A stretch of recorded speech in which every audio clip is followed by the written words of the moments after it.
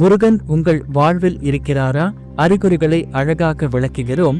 முருகன் என்பவர் வெறும் தெய்வம் மட்டுமல்ல, ஒரு வழிகாட்டி, ஒரு பாதுகாவலர். அவர் தன் பக்தர்களின் வாழ்வில் பல வழிகளில் தோன்றி அருள் புரிவார். நீங்களும் முருகனின் அருளை பெற்றுள்ளீர்களா என்பதை அறிய உதவும் சில அறிகுறிகள் இங்கே.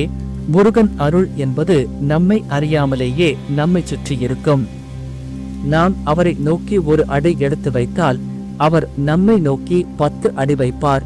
உங்களுக்கு இந்த தகவல் பயனுள்ளதாக இருந்தால் உங்கள் நண்பர்களுடன் பகிர்ந்து கொள்ளுங்கள். அறிகுறிகளை அழகாக விளக்குவோம். மனதில் ஏற்படும் மாற்றங்கள்.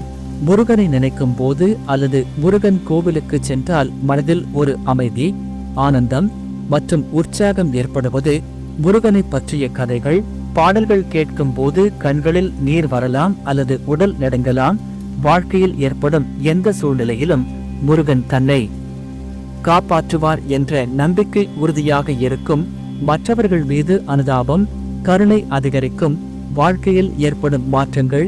எந்த ஒரு காரியத்தையும் செய்யும் தைரியம் அதிகரிக்கும். முயற்சிகள் அனைத்திலும் வெற்றி கிடைக்கும்.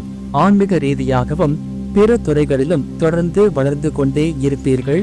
இசை, நடனம், எழுதுதல் போன்ற கலைகள் மீதான ஆர்வம் அதிகரிக்கும். உடல் நலம் சிறப்பாக இருக்கும். தவறான பழக்க வழக்கங்கள் மாறி ஆரோக்கியமான வாழ்க்கை முறையை பின்பற்ற தொடங்குவீர்கள். நல்ல மனிதர் களை சந்தித்து நட்பு கொள்வீர்கள். குடும்பத்தில் அமைதி மற்றும் ஒற்றுமை நிலவும். சமூக நலன் சார்ந்த பணிகளில் ஈடுபட ஆர்வம் ஏற்படும். முருகன் அருளை பெற என்ன செய்யலாம்? முருகன் கோவிலுக்கு சென்று வழிபாடு செய்யலாம். முருகன் பக்தி பாடல்களை கேட்கலாம்.